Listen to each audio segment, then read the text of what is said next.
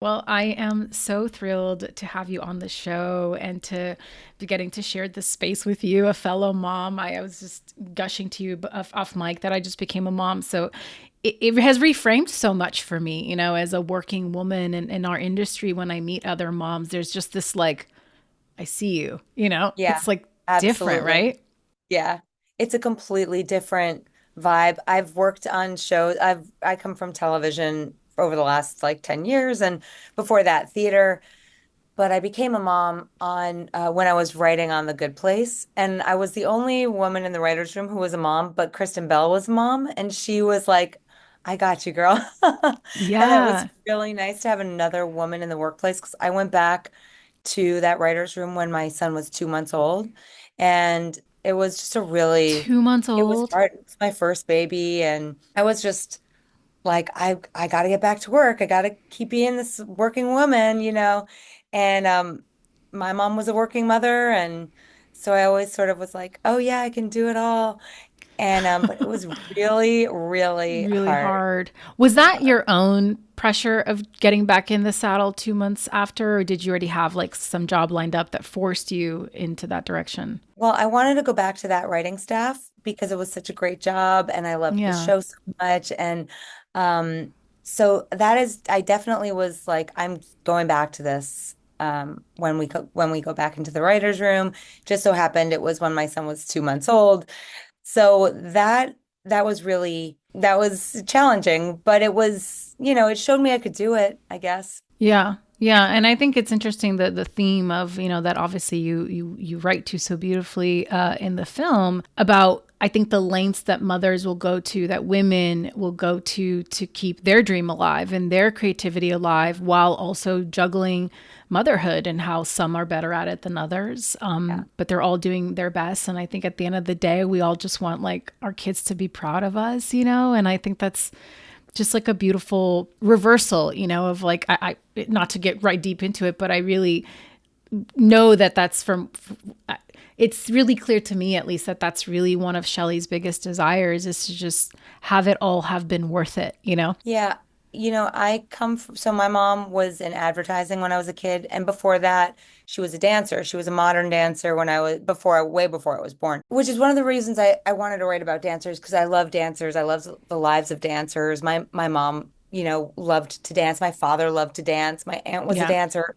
My cousin was like they're just I grew up dancing, and I just always loved what a pure passion it is, that it really is about how you feel when you're dancing.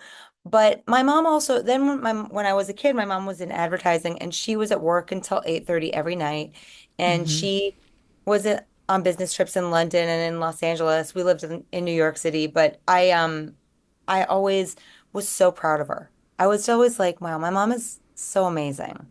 And she's showing me that anybody can, that a woman can be, a boss and a mom. And it wasn't until I was older that I started to think, gosh, I wish that she had maybe been home a little earlier, or Yeah. maybe and that wasn't really till I think I had kids and started to maybe have those feelings about wanting to be with my kids and, not necessarily being able to be with them all the time because, like I said, you go back to a writer's room and you're there all day. So I do have, I'm of these two minds, or it's just been such an interesting thing. But at the end of the day, I'm so proud of my mom and I hope my kids are proud of me. Well, we'll find out in the future once, Yeah. I was in In preparing for about this. There 20 was years, they'll let me know. 20 years, they'll let you know. Yeah. I found this, one of the many interviews with Pamela was talking about how she's like, at the end of the day, you just want your kids to be proud of you, but they're definitely going to let you know what they think about you and where you could have done better, like no matter what you do. So just like live Yeah. your dreams and go after what you want. And I thought that was like, oh, so poignant. And like, especially in an age where so much of what you can create is documented for your kids to Hmm. find, it's just wild. They'll get to have these like time capsule experiences of your work. in ways that, others maybe not have had. Yeah. But I love that, so much of the ethos of this project and the genesis of it seems to have stemmed from this idea of motherhood, and in, researching how you wrote this 10 years ago and was inspired by this Jubilee show in Vegas. And I'm curious if there was an exact moment when you were sitting there watching Jubilee that maybe sparked this idea of like, this is untapped and we need to put these women's lives front and center. And then also curious, because obviously it was originally written as a play, and then it's now taken the life form of a film. But would you ever want it to have its life on this? I can't speak. Ugh, mom brain. Would you ever want it to have its life on a stage again? You know, so I always wanted to see, I always could imagine this. So I wrote it 10 years ago. I wrote it 10 years ago, or Yeah. 11 years ago now. And while I was still in grad school. And it was that I was watching Jubilee when I was in Vegas. I was there with a little job. I was writing patter between songs for this one woman show.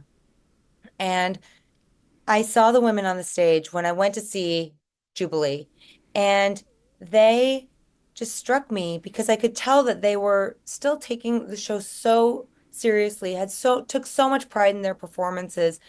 They were such pros, and they looked like they'd been doing it for a very long time. I knew that the show had been on for almost 40 years, and I could tell that the show was going to end at some point soon because the show that I was doing was taking over the Thursday, Friday, and Saturday night performances of Jubilee. And when I saw Jubilee, there were only 15 people in the audience. Yeah. And yet still these women were doing everything to the top of their ability. And even the audience like seemed like it was like 15 international businessmen who were barely even, clapping. Like, yeah, It, yeah, it just seemed so depressing, but it wasn't. And I yeah. don't want to say that it was depressing.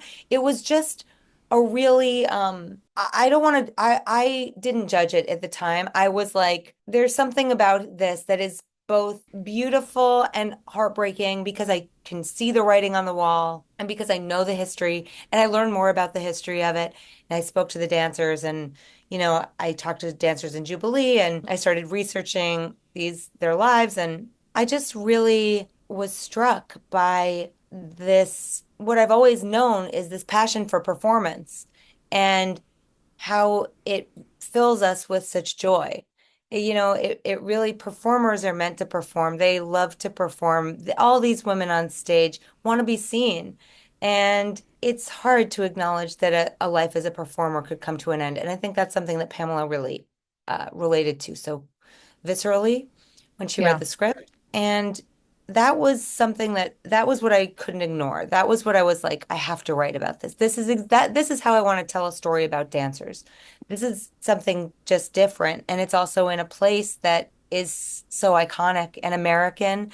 And at the time, it was also when I wrote it, it was also like when the car industry was evolving, when the coal industry was evolving, and all these people in their 50s didn't have the education or skills to evolve with their industries. So this Hmm. really was a story about American job loss that I was Yeah. like, this is that. It's just with, feathers and rhinestones. Pretty, Yeah. pretty. Absolutely. I always wanted to see it done as a play, and it was always under option as a play for Broadway, for the West End. I was always dying to see it produced as a play, but I knew it was cinematic. So I wrote a screenplay of it in 2014 and I put it in a drawer. And when Gia asked me if I would adapt the play into a movie, I was like, I've actually got a script. It's in a drawer. Here you go. And she read it and she said, I like this, but I actually really like the play even more because I just think it's more contained. There are fewer characters. It's more makeable on our budget and like in our time frame because we had like 18 days that we were Yeah. shooting. So it really worked out. I think that I would always I can't not say that I want to see it on stage, but I wonder if it's a musical. Maybe it becomes an Yes. adaptation of the film into a musical. I would love to see that. That's what I would love to see Be personally, great. And then a movie musical. And then you just keep making a million versions of this story forever. I Yeah, love I'm just it. like I'm doing Last Showgirl for the next 10 years. Yeah. Well, and I love that. Like I was reading on your Instagram, you talked about how someone once called the show Jubilee "Death of a Salesman with Tits," which I thought Yeah. was like such a crazy description of the show. I mean, do you feel like elements of that? Were you able to pull elements of that into this world that you created with the feature? I think that Shelly is always going to have a little bit of Willy Loman in her, that Yeah, she yeah, is trying to, teach the next generation and be somebody with very strong convictions, and a yeah. very sort of innocent outlook, and want everyone to sort of see what she sees. And so I think that that's something that's always been a little intrinsic to the character, and that kind of does come through. I hope people see I just, that. yeah, I think it absolutely comes through, but it's such a fun, like, just the visual of that is stunning to me personally, as someone who also like study theater and loves performing. And I've also produced a lot of films in that budget range, and I know how hard they are. I've shot a lot of movies Yeah. in 20 days or less, and it Oh, yeah. is next level challenging. But the constraint of the limitations can push you to such creative greatness, Mhm. and I do believe that time and time again, when you are sort of compressed, just magic really gets created. And it is such a time capsule, lightning in a bottle moment, right? To get to make any film, it's like a miracle anything gets made because it's so hard.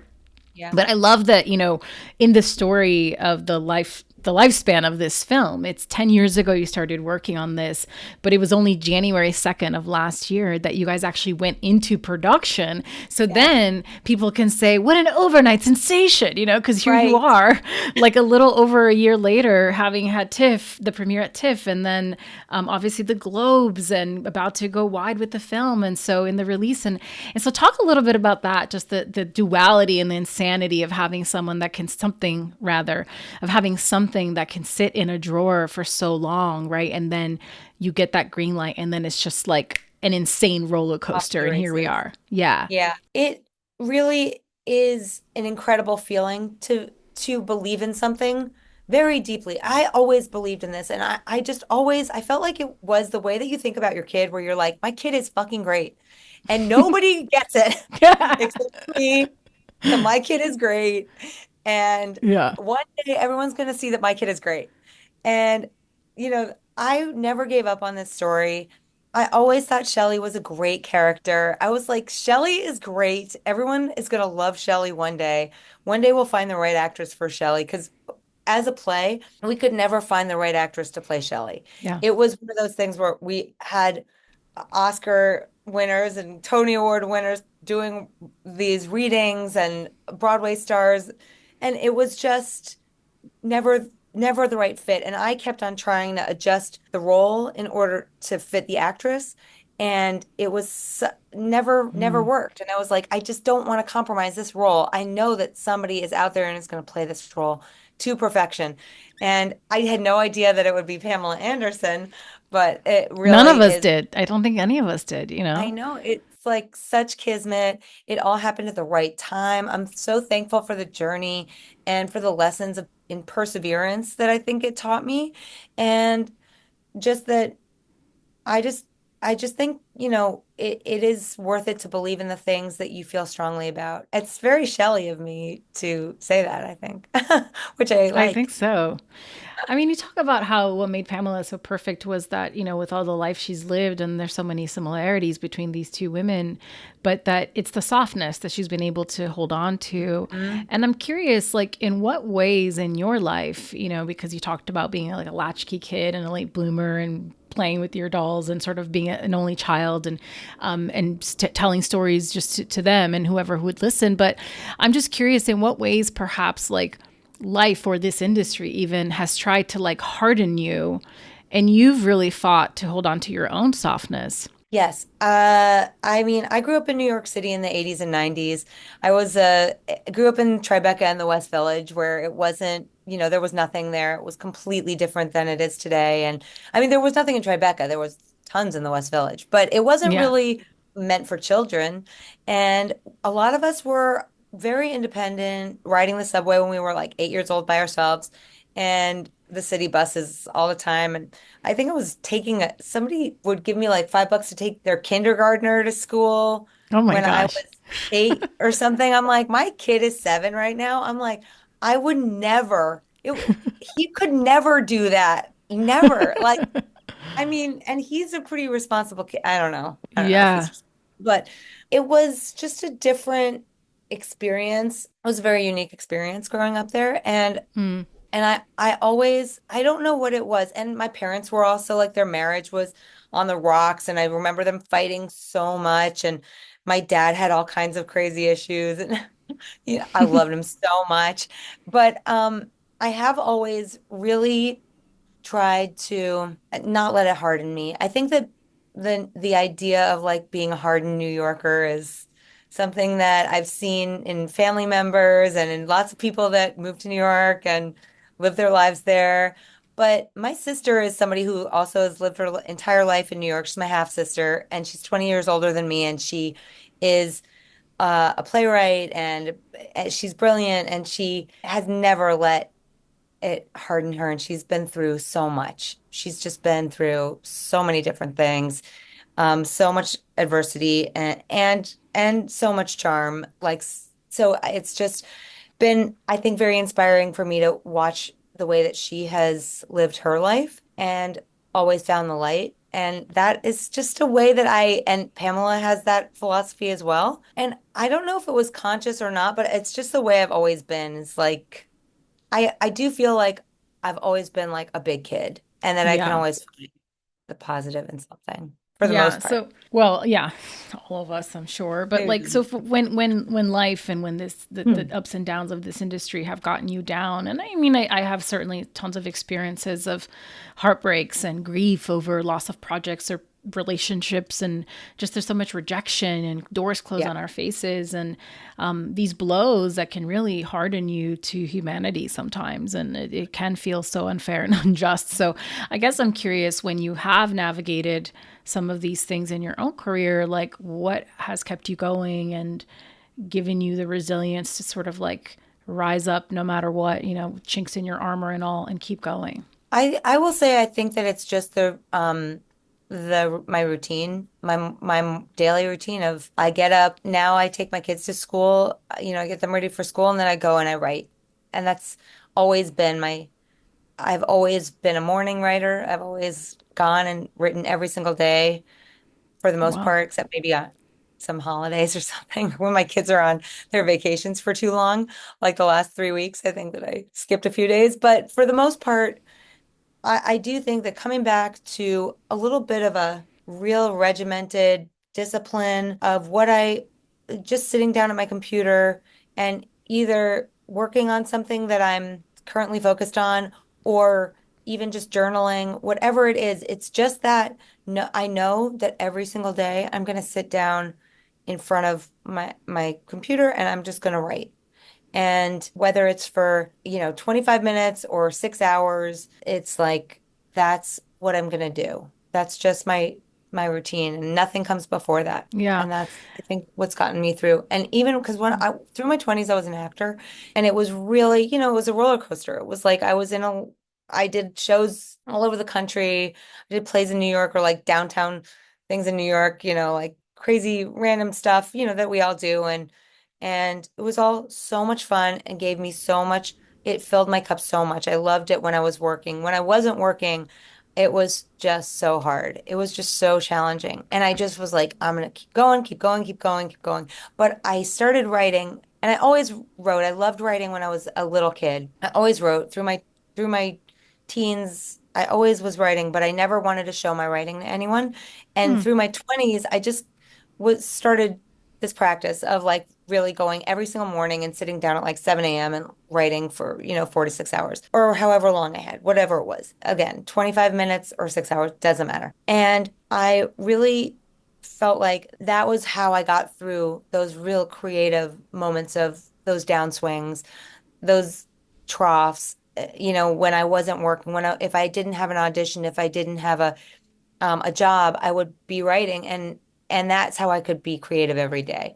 And that it didn't have to rely on somebody else, that somebody else couldn't just be the only one to tell me, you can be creative today. I could just tell myself. I love that. At what point did you feel ready then to start sharing your writing with people? Well, I was working with a theater company in New York called Stage 13 that was headed up by a guy named Dan Fogler, who's a really, really funny actor. And he had directed a play. We did a play with the New York Fringe Festival. We made a movie. We did a play off Broadway. Like we did all kinds of great, great, fun, creative, collaborative stuff together with such a wonderful group of people, some of whom I had known from the Williamstown Theater Festival, which I had attended a couple summers and loved, best summers of my life. And I had a play that I basically wrote that I thought maybe Dan would direct. It was like this wild comedy, like a sci-fi comedy. And and it was I had written it for myself and for one of my best friends, an actress named Kelly McCreary, who was on Grey's Anatomy for years and years. Yeah, And this yeah. was before she was on Grey's Anatomy, but I was like, I want us to play sisters. And she was like, you're gonna have to write that. That play isn't out there yet. And so I wrote this play for us and for this theater company that we were working with to do. And we did a little table read and then they were like, "Yeah, we'll produce it." And Dan said, "I'll direct it. We'll produce it. We'll make it happen." And I won a tiny little playwriting award from that. And that was what gave me the confidence to start really sharing my work with other people. And then a friend of mine was like, "You should apply to Juilliard." And I was like, I'll never get into Juilliard. They take 4 people a year and I'm never gonna get in. And the first year I applied, I was like a finalist. It's a fellowship program. And then I was like, I'm gonna apply the next year and the next year and the next year if I have to. But I did get in this, I got in the second year that I applied. And that really changed my life. And they were like, if you ever miss a class for an acting job, we'll kick you out. And then I was like, okay, all right. That was So your sign to pivot. that was my sign to really move into this new realm. Yeah, well, what a sign to have Yeah. Juilliard be like, I think you should really consider this versus the other Yeah. thing. It's interesting, right? Because I also started out as an actor, and when I discovered producing, though I had ideas of what producers did, and it's part of why I ended up starting this podcast years later, because so many people, it's so elusive and it's amorphous and it's ever evolving. But when I found producing, it was sort of the metaphor that I always like to joke is that acting felt like this boarded up house in a horror film that was so Mm. hard, and I kept trying to get into this house and break in, and there was like the scary monster and everyone's like, don't go in there, and then when I found producing, it was like Stepford Wives almost, green past. It was just like Right. green, Yeah. green lawns and white picket fences, and everyone was like, Carolina, we've been waiting for you. And I think Oh, it's so interesting, right? Because I didn't have an emotional investment in producing because so much of my focus up until that point was acting, and this was storytelling, and this was the only way that it could happen. And so things that felt impossible for me as an actor, I felt like, well, why not as a producer? It's like the same person, but the perspective, totally. right, was such a big Yes. shift for me as well. It was really empowering to discover that I had other things that I could offer as far as my own storytelling that wasn't just reliant upon my physical body. And I think, to speak to what you were saying earlier, how especially performers, but especially women and women who are revered for their physical form, how we have a shelf life, right, in all aspects of our performance, whether you're an actor or a dancer, and how that must, I can't even imagine how that must feel. And I think it's so satisfying to be living in a time when we have roles like this for Pamela and The Substance for Demi Moore, these women, these giants, these movie stars, to be saying like, oh my God, I finally feel like I have my shot and I'm getting my due and getting to play roles that are meaty and juicy, and they've been here their whole lives, like waiting for this moment, Yeah. and that this intersection is happening. I find that really interesting and beautiful, and that like you're a part of that, creating Yeah. that for another woman is just so incredible. So thank you on behalf of womankind. I'm so honored to be a part of this. Whatever is happening in this one moment is really wild because it's Pamela and Demi, but there are also so many incredible roles for actresses and just the amount of roles that have come about for women that are of a certain age. And because now our greatest movie stars of our generation are really in their 50s. And, it is so exciting to see that hopefully we have created a bit of a movement. for lots of roles like this. Yeah, yeah, and that these women that have been known for perhaps one thing have so much more than meets the eye, you know. And I love that they're getting to like sink their teeth into such juicy parts and have this what I hope is not just a moment or a trend, but just a new direction and not just like an outlier.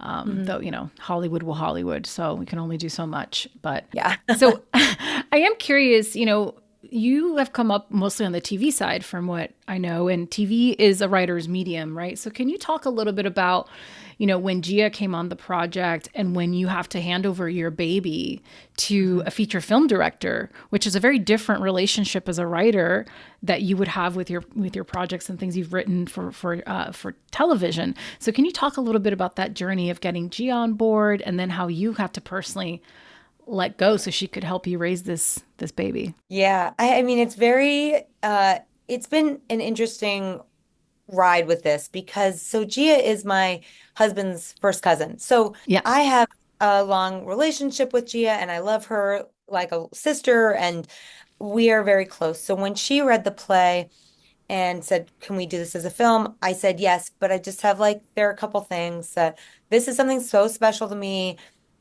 because it is so personal. There's a lot about my parents that is very personal to me in this. And I just said, I don't want anyone to ever touch the script except for me.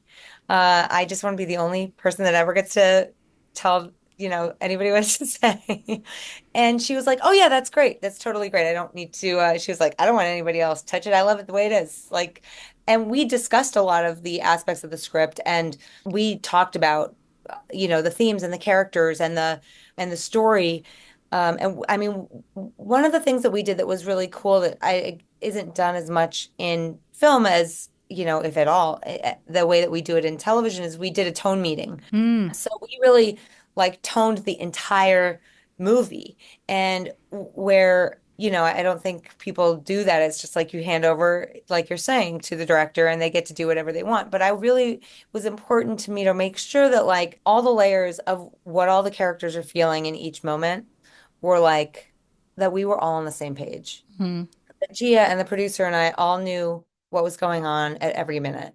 And so that was something that I brought to this that I felt really good about doing because it made me trust that we all knew that everybody had this sort of same intention and that or that we discussed it and that it was something that was agreed upon.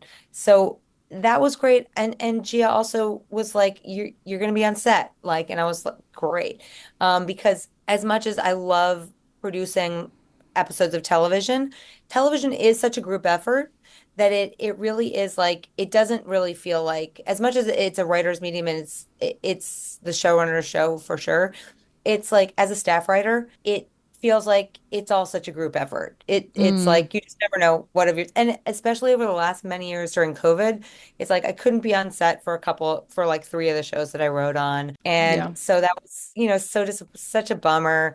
And you just wind Yeah. up actually letting go of what you've done and all the work that you've poured into the amount of time that you've been working on this writing staff and all your ideas and all your work and that is really saying goodbye and goodbye and good luck. And so with this, I was just very lucky that Gia was so welcoming of me being on set, being able to communicate. She and I talked through like all the scenes and if the actors wanted to talk to me, they were able to talk to me. It wasn't like I was, this forbidden sort of siphoned over to the side of the video village. We didn't even have video village in on Yeah. the set. It was really a community effort to really make this happen. So it was kind of an all hands on deck situation. And that was that was great. So I was it was a very charmed sort of first experience. She also sent me cuts of the film so that I saw it before and I was able to talk to her about certain choices and we discussed a lot of things before it was the final cut. So that Yeah. really being included in that process was I know that it was unique. I think it's really important for writers to be on set and I think I think it's very additive, especially when you're working fast. you know, we only had 18 days to make this movie and we were shooting on film and we were shooting in a functional dressing room that needed to be vacated by like 4 p.m. every day so that the actual performers for the show upstairs could like get into their costumes and stuff. So we just had so many limitations that having somebody just being completely focused on the script and what comes before and what comes after and why this is like important.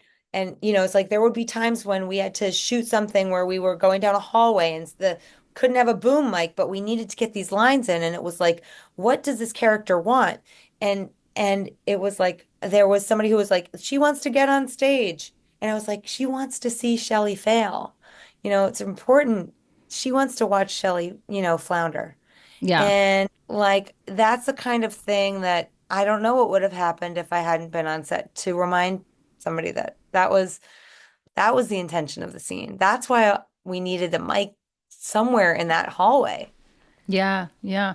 And I think, making films really is people talk about how it's a family, right? You become family with people, your collaborators, your crew members and whatnot. But you have the added element of actually making a movie with family. And I'm sure that has like there's pros and cons like there is to anything in life, but it sounds like there was a level of protection and respect that I'm not saying you wouldn't necessarily have had with someone else that isn't family, but that there was like that trust and that care, because it's like if she messed this up for the all Thanksgivings and Christmases and holidays to come, you're going to hear about it. You know what I mean?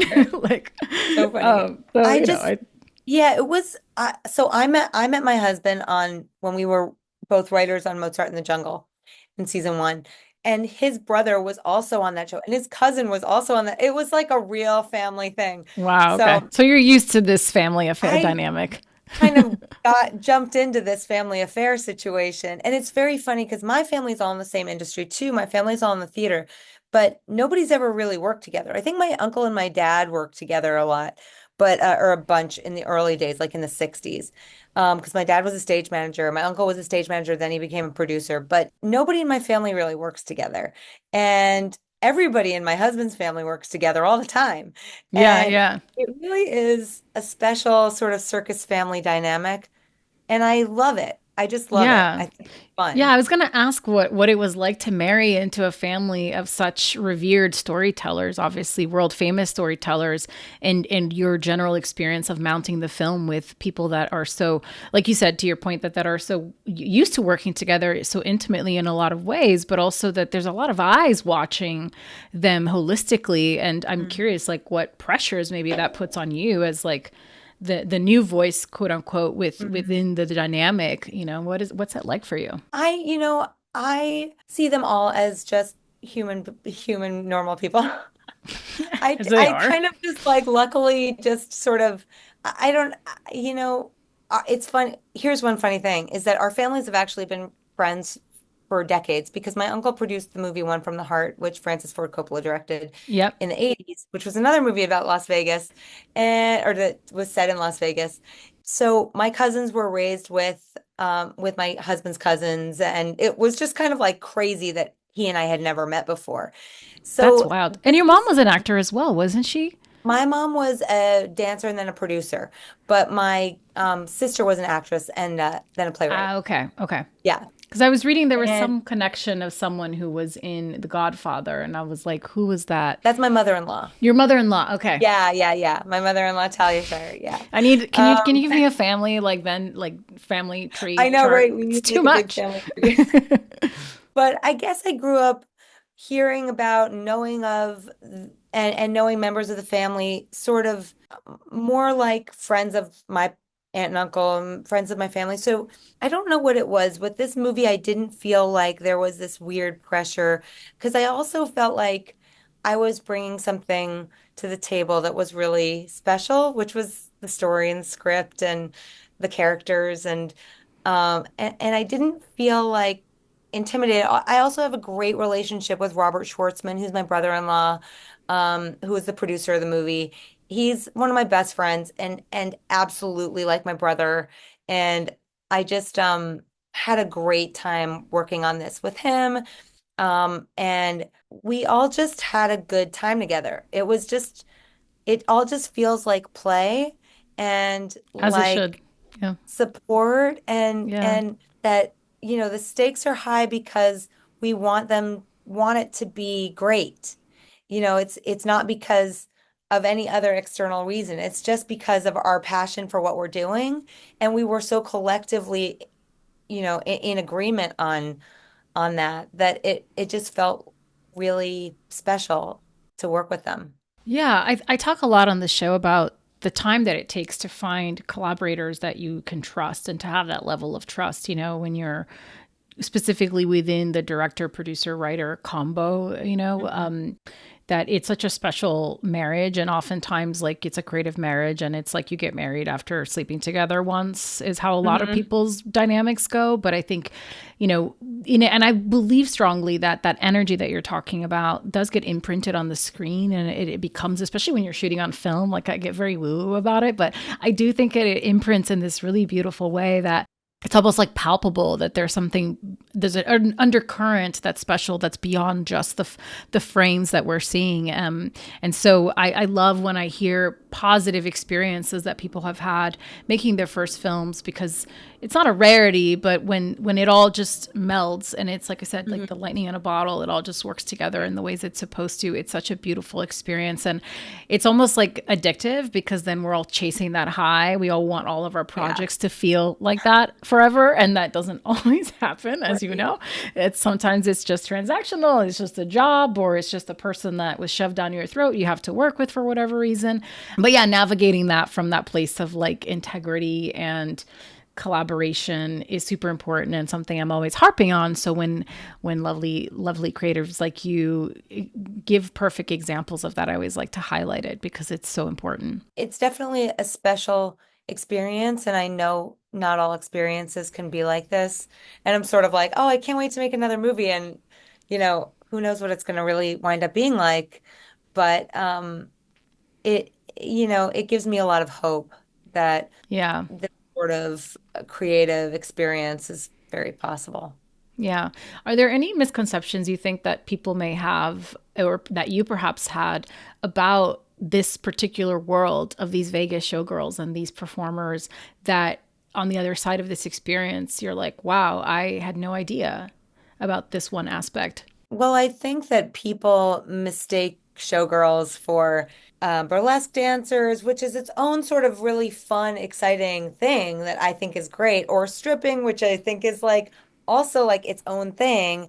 But the idea behind showgirls is that it really is about the beauty of the female body. It's not really about it being titillating or seductive or like anything like that. It's really just about it being that women are beautiful and Facts.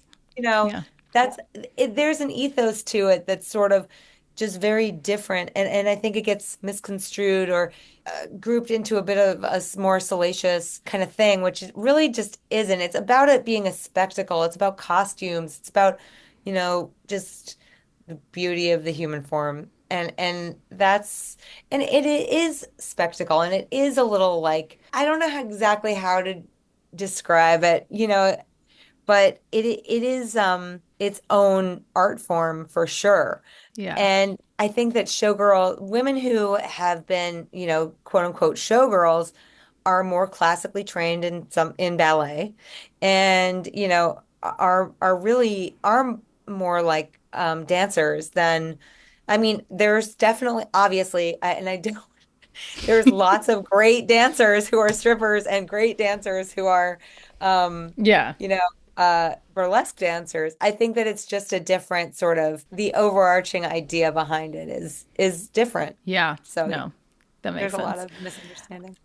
So you talked a little bit about how your relationship with your mother influenced a lot of this project, and I'm curious how, now that the film is done and you're out there now doing the spiel and talking so much about it, just how has it perhaps altered your perception of her now, as that you're a mom and that you've been out talking about this process? I think that this has been a very long, long journey for me in my relationship with my mom and feeling like I forgive the things that she maybe didn't do the way that I wish that she had done them. And, it was so funny because she called me the other day. She saw the movie in New York at one of our screenings, and she called me the other day and she said, I just thought I was thinking about the movie and how Shelley really does what she wants to do. And I was thinking about how I really did what I wanted to do. And I was wondering if that was connected. Oh my gosh. And I What was did you like, say? yeah, it's based on you. I was like, that's what it's based on. That's what it's about. But I think that this movie was sort of a big sort of coming to acceptance, like accepting that my mom did do what served her very well and that was okay and I still love her. And even though she has, shortcomings that we all have shortcomings in some way. And we're never going to give our kids like everything that they could possibly want. I mean, I can't even give my kids enough screen time. And it's like, I mean, I do. I do. Let's not But get it twisted. I wonder if that's the point, like can you ever give your kids everything? And if you do give your kids everything, are you actually doing them a disservice? Right. Because challenges, create grit and they inform character. And if you hadn't had this experience with your mother, perhaps you wouldn't have been sparked by this show to make this connection and use this as a way to channel that experience Mhm. and have a dialogue about it with your audience. So I don't know. I'm not convinced that, not that we're out here to purposely ruin our children, but like, I think that we all do the best that we can every generation. That's the only thing you can do is do the best you can with what you have in this moment in time based on Mhm. the experiences that have come before you and the parenting that's come before you. And then it's Yeah. really out of your hands, and you just have to kind of go at some point like you're a human. The world's going to hurt you and things are going to suck And it's there's how only you so much. synthesize it. And if you Correct. can synthesize it into art, then that's great. I mean, Yeah. that's a good way to synthesize it. And, it's funny because I've been trying to get my mom to move to LA. She lives in New York still, and she loves being in New York. She loves going to the ballet. And I'm like, There's great, go ballet to, here, we have yeah, great there's ballet here. ballet here. But I was trying to get her to move here, and I said to her, and this is so funny because I mean, I'm a grown woman. I've got two kids. Like, but I said to her, I was like, I've been waiting for you to put me first for the last 30 years and beyond, but it really was when she and my dad split up that I felt like I thought she was going to put me first. And then Mm. she didn't. And I was like, I get it. You're still doing you. And through my 20s and stuff, I was like, okay, I'm just gonna do, I'll do me. And I've always felt like you got to put your oxygen mask on yourself before you can take care of everybody else around you. But I really wanted her to like be like, yes, I will move to Los Angeles now and spend time with you and your children finally, now that I'm in my old age. And yeah, that's not the answer I got. I didn't get it. I Interesting. just and so but I have to accept her for who she is if I want to just be able to love her. And she's in her 80s, so I just want to be able to love her, and Yeah. this is the Yeah. best way I can. Yeah, and I think that is inherently the message, right, of the film. It's like we have to ultimately accept the people that we love and we have to choose to love them in their Mhm. imperfections and all the ways that they try to show up in what to them is the best that they can do and how perhaps to our perception it wasn't enough or isn't enough. And at some point it's like that can be true and you can also let it go and do your best to like live in harmony with two truths that are in opposition from each other at all times because that is life. Yeah. We don't live in the black and white. I do think life happens in the gray and that's where all the exciting juicy stuff is anyway. So I think characters are not one thing or the other. I just think nobody is one thing or another. Nobody is as basic and simple as that. Even when people are basic, they're not one thing or the other. So it really is nice to be able to explore a character that is completely messy, but we still care about her and we still root for her. yeah. Yeah, absolutely. I wanted to ask you a few quick questions just on producing and producers before we take to the Martini Five and wrap it up. I just want to Yeah. be mindful of time because we have about 5 minutes. Obviously, the show is called Angle on Producers, and one of the things I've been wanting to do and am doing in 25 is opening up the aperture and really talking to others within the realm of creativity and storytelling in our industry. But I'm curious from your perspective, having worked in television and film, what makes an exceptional producer in your mind, and what are some of the red flags perhaps that you've encountered with producers that you've worked with in your journey that would be fun to share as a cautionary tale for our listeners? Well, I was lucky enough to work to develop a show with Jamie Tarsis while she was alive. And she is an exceptional producer. And she was somebody who could see an idea that I had and help me really mine what was really behind the idea. And because when I worked with her, I was very young and it was like my second development project right out of school. And it was an idea that I related to, but that had come from her and another producer. And she just really helped me understand what the meaning was behind and what all the depth of the characters were at a time when I understood a lot about character, but I there was still a lot more that I could have learned. And I think great producers understand character really well. They also understand structure really well, but character is the basis, especially for television. And that was something that I think just being very clear on character was one of those things that she helped me really mine. Mm, And that was great. And I also, luckily I having Mike Schur as a the executive producer and the showrunner for The Good Place. What a brilliant producer! What a yeah. brilliant, collaborate. He is just somebody who he knows what he wants or he will think about it until he knows what he wants. But he also knows how to support his writers and get the best out of people. And that I think is being good to your writers as a producer is something that is just it pays so many dividends. I think it's like you've got a golden goose. Writers are golden geese. The job of the producer is to nurture the writer's ideas and foster, where they're coming from and not yes them, but not like know them, But where you is the know? line, I guess, between nurturing and pandering? Oh, it's fine. I think that there's like, but I think that, really experienced producers probably feel a little bit more like they have a dialogue with a writer and they have a creative dialogue with a writer. And that is what I think is great. It's when producers can still be very creative and also understand that sometimes the writers, especially if they're experienced, experienced writers, that they should listen to them. I actually recently was working on a project with some producers in, who did not trust me as the writer and did not and gave me the craziest notes Mm. about punctuation when I was like, that's not the intention of the line, though. It was crazy. They were very inexperienced. It was a theater project in New York, and I am so glad it's not happening anymore. But that is the kind of thing that I was like, these producers just want a puppet. They want an available puppet. And for them, what they wanted was also it just didn't it was a crazy situation. But basically, I think that when producers don't trust the writer's idea when the writer is more experienced than the producer, then and when they explain it, it's hard to sort of connect about, it's just like hard to like not feel completely disconnected from your producer when they give you like the like terrible notes about like Yeah.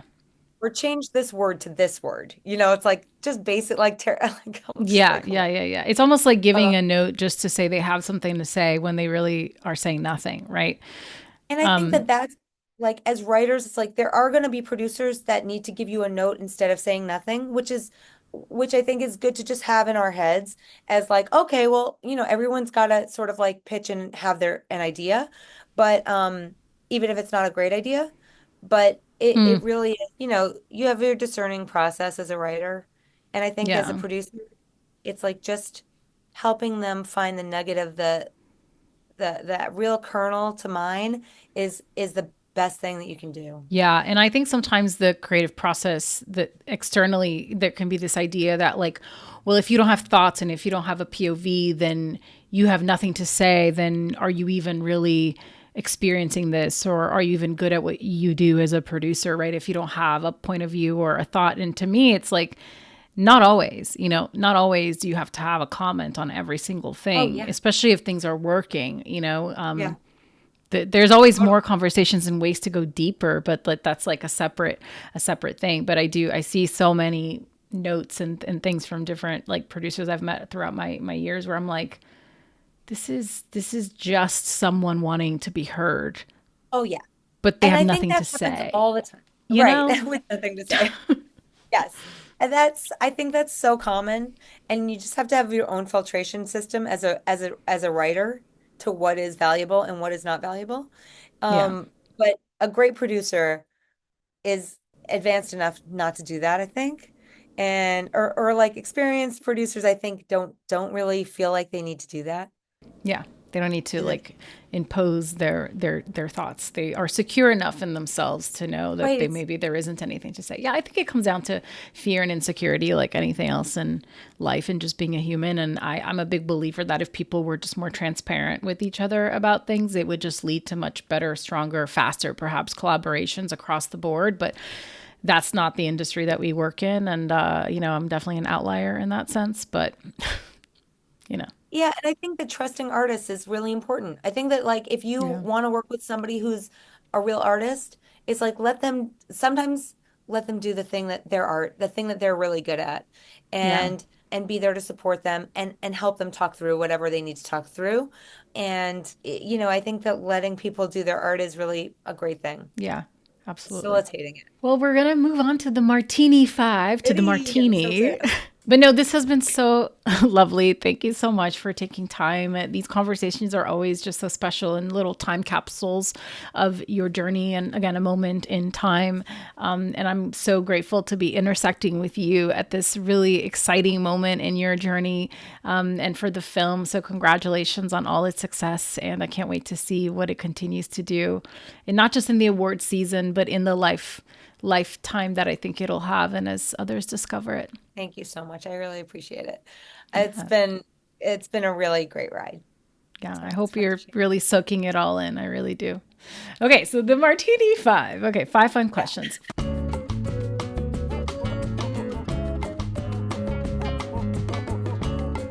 First question. What's a song that teleports you to a happy place? I've had the time of my life. I just think of like third grade, and I don't know. I just like loved third grade, I guess. Okay. We I should love that unpack that. movie. Part two. Part two. What's the latest piece of art that has moved you? It can be a book, a film, anything. Amelia Perez. I know it's Yeah. polarizing in Hollywood, but So I also loved polarizing. it. I loved it. I also loved it. Okay, fill in the blank. When I'm overworked, blank helps ease the stress. The beach. What is one of the most worthwhile investments you've ever made? And it doesn't have to be financial. Going back to school when I was 30 for 3 years. Wow, that was Juilliard. That was when you did the Juilliard thing. Okay. And lastly, what is one failure that you wouldn't be here without? The play never got produced. And it was devastating for so many years to fight for this story to be told and for it to not be having its day. And then for it to happen like this is just wound up being even more perfect than I ever could have imagined. Yeah, patience and perseverance. That's the Yeah. theme, you know? Sorry. The Yeah. sun is like The chasing sun you is around. Well, you can't crazy escape it. The light is just, it coming wants to right shine in its my light window on and it looks like a you in this interrogation. moment of your journey. Yeah, it does look a little like interrogation room.